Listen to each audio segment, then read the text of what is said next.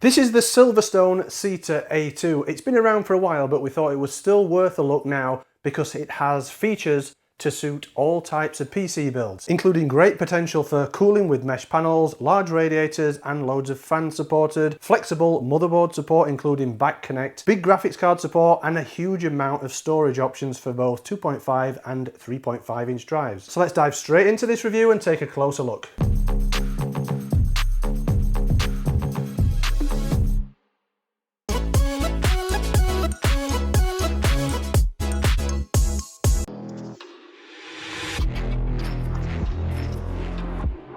So this is the SilverStone SETA A2. It's got a lot of features built into this case to suit all types of PC builds. You can buy this in two different color options. You've got this white and rose gold, and it's also available in black. You can pick it up now in the UK from Scan. The black version is £150 and the white and rose gold is slightly more expensive at around £160. SETA A2 front panel boasts a fully perforated mesh design complemented by 440mm pre-installed fans for unobstructed airflow and optimal cooling performance, up to eATX motherboards including back connect designs such as MSI Project Zero and Asus BTF, as well as a massive 438mm space for graphics cards, 420mm top and front mounted radiators, 190mm tall CPU air coolers and up to 13 fans. Flexible storage options with space for up to 16 2.5 inch or up to 10 3.5 inch drives. So it's a standard style ATX mid-tower. It's quite a large ATX mid-tower with dimensions of 538.5 by 244.7 by 521.4 millimeters. It's quite heavy too, around about 14 kilograms it weighs, and it's built with steel, plastic on the front and tempered glass. Panels are relatively easy to remove. They are more or less tool-free removal, but the side panels have a single thumb screw just holding them in place for extra security. If you remove the thumb screw, then the glass just pops off. Quite heavy, this glass panel, pretty thick. It's at least 3 or 4 millimeters tempered glass. You can see this white version is completely clear tempered glass, so there's no tint to the glass, and it just holds in place with these pins up at the top and clips into the plastic clips. Right hand side panel removes in the same way, so there's a thumb screw that holds it in, and then it just pushes out from the quick release clips and is really easy to remove. More or less a plain steel side panel, but it does have a vent down this side towards the front with ultra-fine mesh. There's no additional dust filter in there, so the ultra-fine mesh works as a dust filter if you have side intake fans installed. It's quite a rigid panel. It's a bit of flex as you would expect with any steel side panel, but it is quite rigid, made of reasonably thick steel. Looks like at least probably 0.8 to 1 millimeter thick steel, and it again feels quite heavy, quite solid, so it does feel like good build quality in the case. As I say, there's a couple of different color versions, white with this rose gold front panel or black. The front panel can be removed too. It might be a bit awkward in this position, but it just pushes out from the bottom and clips off quite easily, and then just line it up and push it back in place. Clips on and off very easily. The front panel is very highly ventilated, perforated steel mesh. It's ultra-fine mesh. There's no additional dust filter in there, so there's only one layer of obstruction, which should help in terms of airflow as long as these perforations are large enough. Also on the front panel, down at the bottom and at the top here, there is some RGB lighting, and there's a control button on the front I/O or the top of the case to control or cycle through the different RGB colours and patterns. In terms of the front I/O connectivity, there's a single USB Type-C port, 2 USB 3.0 Type-A ports, a 3.5mm jack for audio and microphone, power, reset and LED buttons. The top panel is also tool-free for removal, so you just push it from the back and then it just clips out, really easy and simple to remove. Again, it's ultra-fine mesh on the top panel, so it should be good for airflow through the top. And again, it feels quite sturdy, well built, clips in place on the plastic clips, very similar to the side panels. You can see inside the case, it comes set up for storage. You've got these 4 drive bays here, so in each of these you can install either 2 2.5-inch drives or 2 3.5-inch drives. You can also fit a 2.5-inch drive on the top here, one on the side of the power supply shroud, and 2 2.5-inch drives on top of the power supply shroud there. So even just in this configuration, if you need loads of storage, there's ample there. There is additional storage space around the right hand side as well for 2.5 and 3.5-inch drives. You can remove this block. You can potentially just remove a block of 2, or you can remove the whole thing. To do that, you just remove the 6 screws from the right hand side, and then you can lift that whole block of drive cages out and remove it as one piece. As I say, these are screwed on individually as well to this bracket, so potentially you could just remove 1 or 2 if you just need a couple of the cages.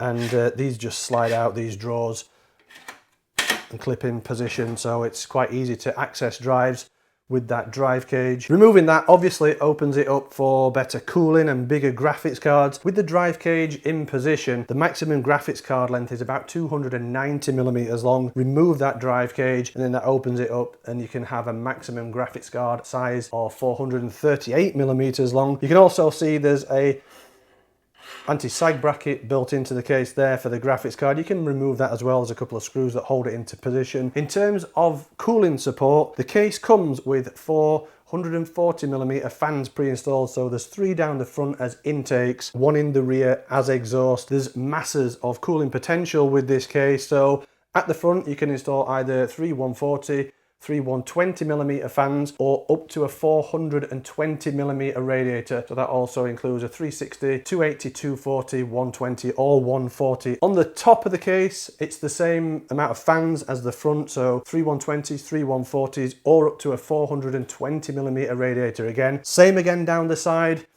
320, 340mm fans, or up to a 420mm radiator. You can install a 140 or 120mm radiator or fan in the rear of the case. And there's also space on the floor here with the drive cages removed for a 120 or 140mm fan. If I just unclip the front panel again, you can see there's some screws that hold this front fan and radiator bracket in position. Remove those screws, that bracket comes out, and you can install your fans and radiators on your desk. There's 4 screws that hold the top radiator bracket in position.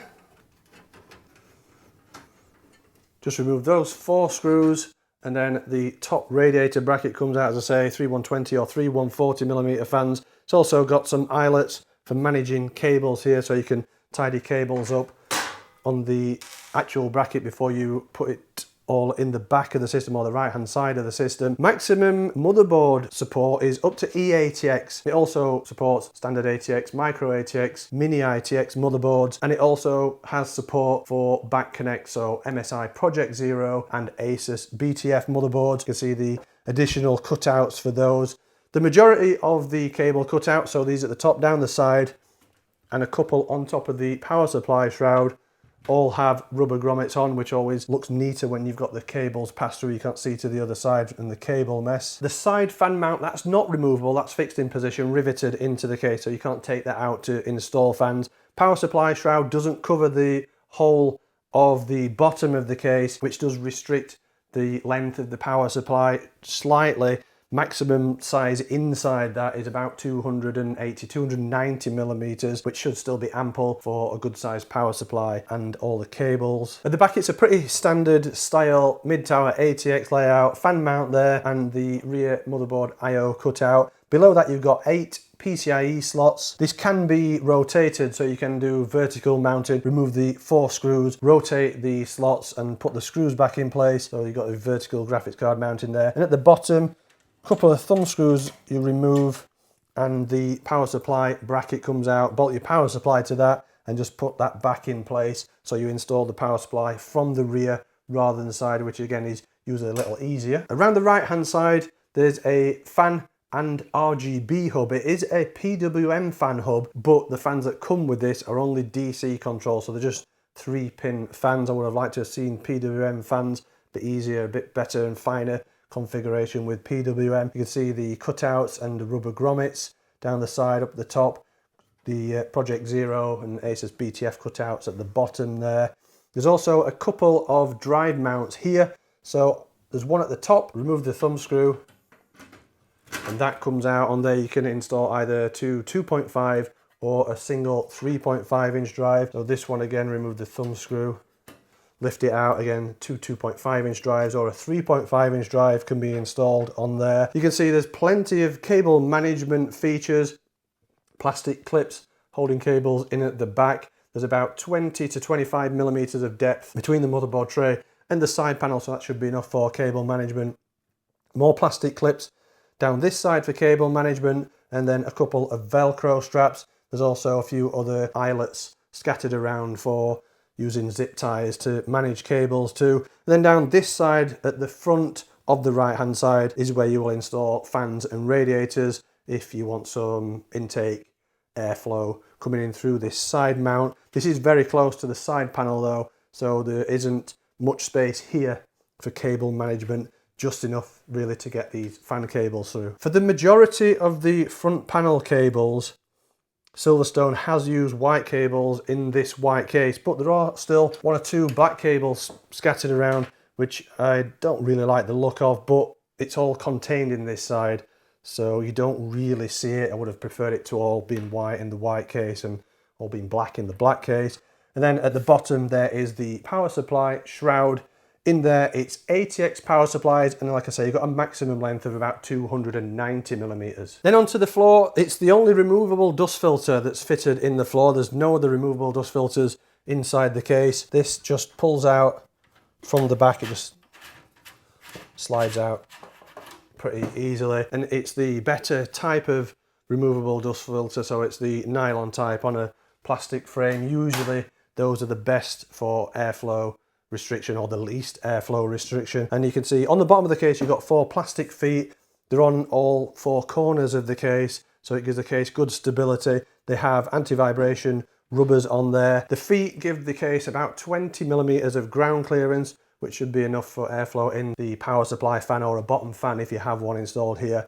And then the floor of the case is pretty much open, vented and high airflow. So you should get good airflow in there if you need it. With 20 years of PC manufacturing experience, CyberPower PC are the best in the business. With the largest range of parts available in the UK, our team of experienced builders will expertly build and test each system to be delivered to you the very next day. Check out cyberpowersystem.co.uk. So for accessories included with the case, you get all the drive cages. That might sound obvious, but sometimes with cases of this size and price range, the drive cages are optional extras that you have to pay more for, but you get them all included with the case in the SETA A2. You also get the anti-sag bracket for the graphics card, that comes included, the rotatable PCIe slots, but if you want to run a vertical graphics card, you don't get the riser cable or riser kit. You will have to buy that separately. You also get a cardboard box. Inside is this plastic bag with all the installation screws. There's some rubber drive mount, some zip ties for cable management, and a couple of the plastic side panel clips, these up here, just in case they break for any reason. There's a couple of spares there.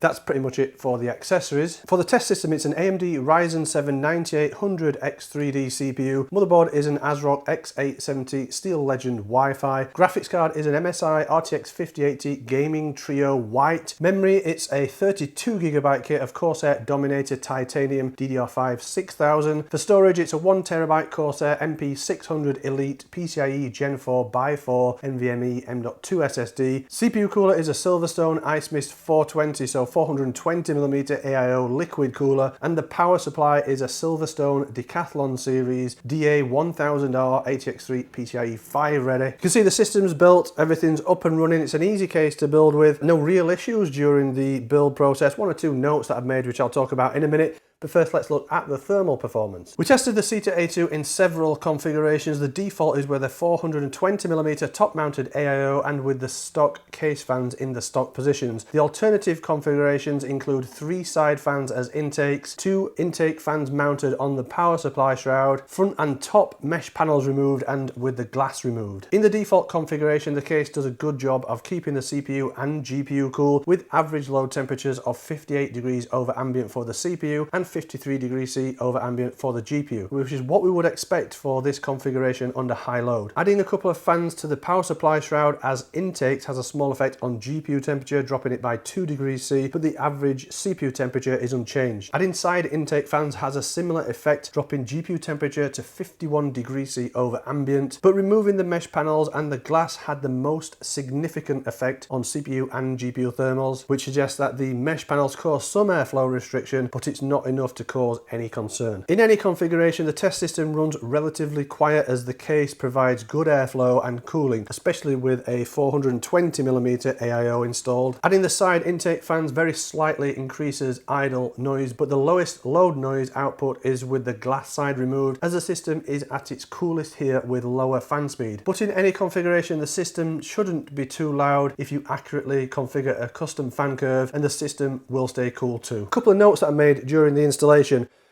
The 420mm radiator installation, now there are a couple of caveats with that. You can't simultaneously install 3 420mm radiators, so you can't have a front, side and top 420, but you can simultaneously fit a 420 at the top and at the front, which is good news if you're running a powerful GPU and CPU and you want a lot of cooling surface area.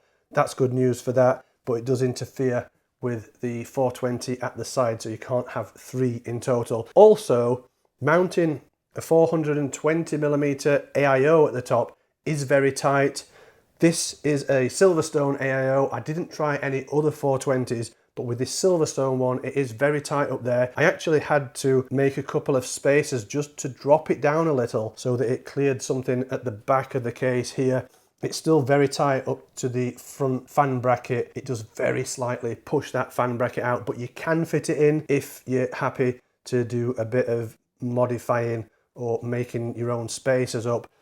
So maybe that's something Silverstone should mention in the specifications. But a 420 AIO fits at the front no problem. I also found power supply installation, so inserting it from the back as it should be with the removable bracket, I also found that difficult. It seems to be that with this Silverstone power supply that I've used, the thickness of the label on either side of the power supply makes it awkward to get it in. It actually almost ripped the label off as you tried to push it in, so I did have to install the power supply from the right hand side, which isn't technically the correct way to do it with this case, but you can do it. Seems odd that Silverstone, one of its own power supplies, doesn't fit in from the back like that. Unbelievable that just the thickness of the label is the tolerance, so it's very tight tolerance on that cutout for the power supply. Other than that, it was an easy case to install the system in. There's plenty of space. Even when you've got a big AIO up at the top, you can still get to the top motherboard headers. There's no issues with alignment of anything like motherboard standoffs or the cutouts for the PCIe slots, the fan brackets or anything like that. Everything installs easily, fits together well.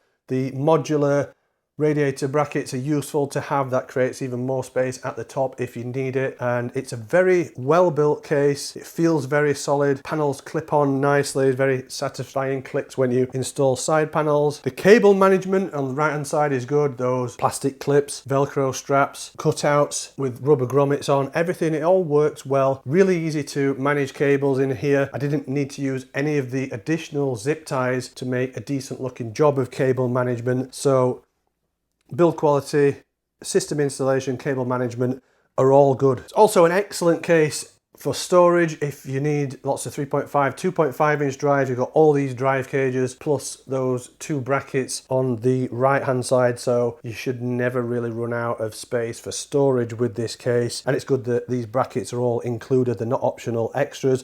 Airflow and cooling seems good, maybe slight restriction with the ultrafine mesh, but it's only minor, it's no concern at all. The only issues I had, like I say, installing the power supply was a bit difficult. The included fans are only DC controlled and not PWM. Would have preferred PWM fans, especially since the hub is a PWM hub. And one other thing, the case actually arrived with one of the fans not working, faulty for some reason. Checked the wiring, checked the connectors and everything, it just doesn't spin up this fan. So you do like to have things working as they come as a new product. So if I'd have paid for this and the fan wasn't working, I would have been a little disappointed. But other than that, it's got decent airflow and cooling. The fans that come with it, they're okay in terms of noise and airflow. It's got great hardware support, good radiator support, excellent storage support. The price isn't too bad either, around about £150. It is towards the top end for this type of standard mid-tower ATX case, but it is quite a large case. Got that good hardware support, some good modular features, and cooling is pretty good too. So that's the SilverStone SETA A2. Let me know what you think of this case in the YouTube comment section. If you've enjoyed watching this video, don't forget to give it a thumbs up and subscribe to the channel if you've not already done so. If you enjoy what we do here at Kitguru and you want to help support us, you can always head over to the store and pick up some of our merch, or you could even subscribe to our Patreon. And as always, if you want to catch up on all the in-depth technical reviews, head over to the website.